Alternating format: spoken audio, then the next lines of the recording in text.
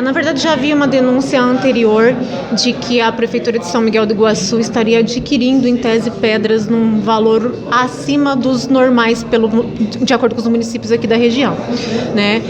Entre outras denúncias, essa era a principal. Nós iniciamos uma investigação preliminar para fazer uma análise dos contratos sociais das empresas que venderam pedras para o município durante determinado período, fizemos uma análise dos pregões que houveram na Prefeitura durante esse período e chegamos à conclusão que havia alguns indícios de fraude. Então, com o aprofundamento das investigações, a gente deflagrou a operação hoje. Quais seriam as fraudes?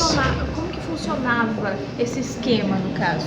A gente tem, na verdade, a constituição de uma organização que cria empresas em nome de terceiras pessoas, tá? De laranjas, como a gente conhece, né? Para continuar o serviço na prefeitura. Então, a cada licitação, a pessoa troca a empresa, mas de fato o sócio que está oculto atrás, o verdadeiro proprietário da empresa é o mesmo. Então, o que a gente tem aí? Uma fraude, né?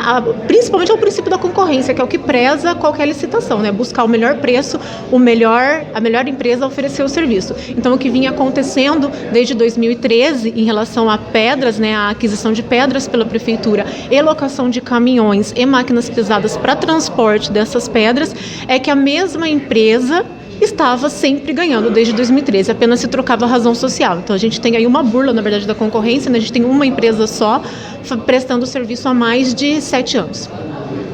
Doutora, e quanto ao Citel, a parte social, qual que é o envolvimento? Na verdade, nós chegamos ao Citel a partir do momento que nós encontramos no contrato social do Citel uma das pessoas que figura como laranja nas empresas que fazia aquisição de pedras. Então, nós chegamos ao Citel nessa situação. Então, iniciou-se também a partir daí, né, uma investigação em relação à contratação das empresas que prestam esse serviço no Citel. Doutora, vocês saíram com mandado de busca e apreensão e prisões de 10 pessoas. Quem são os apreendidos até agora?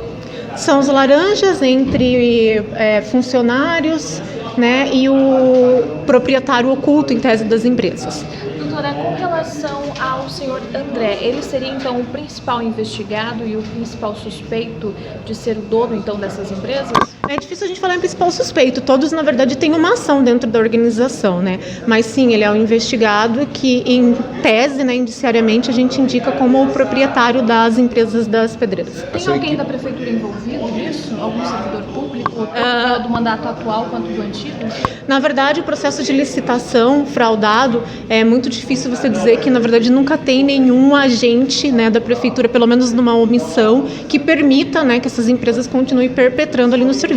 Mas as investigações de hoje se concentram no empresário, nos laranjas e nas pessoas que compõem a organização criminosa. Doutora, buscas foram feitas também, doutora, na Câmara de Vereadores, fazendo busca e apreensão. Por quê? Nós fizemos a busca em função da vereadora ser investigada na questão do Citel, pois no primeiro contrato da empresa que prestava serviço do Citel, ela figurava como sócia proprietária.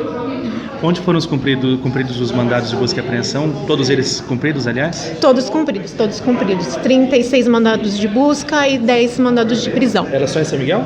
São Miguel, Itaipulândia, Santa Terezinha de Itaipu e Foz do Iguaçu.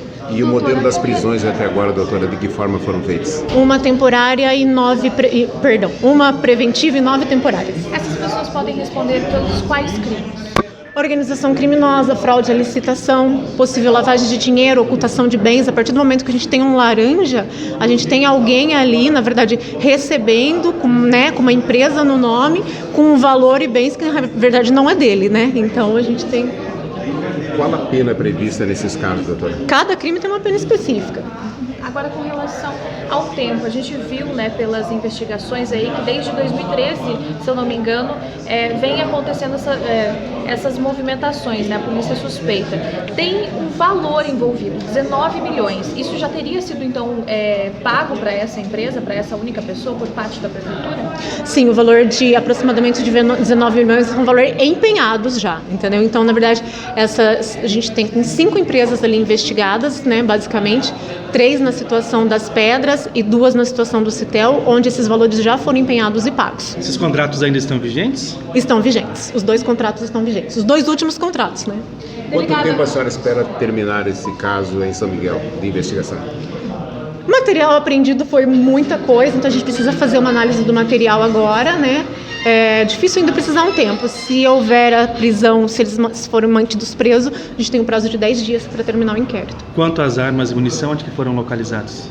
Foram localizadas algumas armas e munições, eu não tive acesso ainda a todos os flagrantes, que eu estou fazendo os interrogatórios. Delegada, com relação agora a um outro caso, que também diz respeito aí, que apareceu, na verdade, ao longo das investigações, que é a respeito de um bebê de 5 meses, se eu não me engano.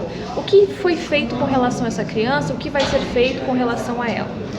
Durante uma investigação, geralmente a gente encontra outros tipos de crime que não são nossa competência, como foi nesse caso. Toda a situação em relação a isso foi repassada para a pessoa responsável, para a promotoria responsável, e aí você tem que verificar com ele qual foi a situação que desencadeou.